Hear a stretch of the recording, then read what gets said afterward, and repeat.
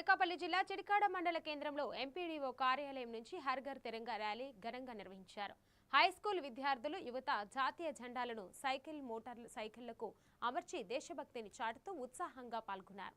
MRO కార్యాలయం మీదుగా ప్రధాన సెంటర్ వరకు సాగిన ర్యాలీలో ప్రతి ఇంటిపై జాతీయ జెండా ఎగరవేసి స్వాతంత్ర స్ఫూర్తిని చాటాలని పిలుపునిచ్చారు.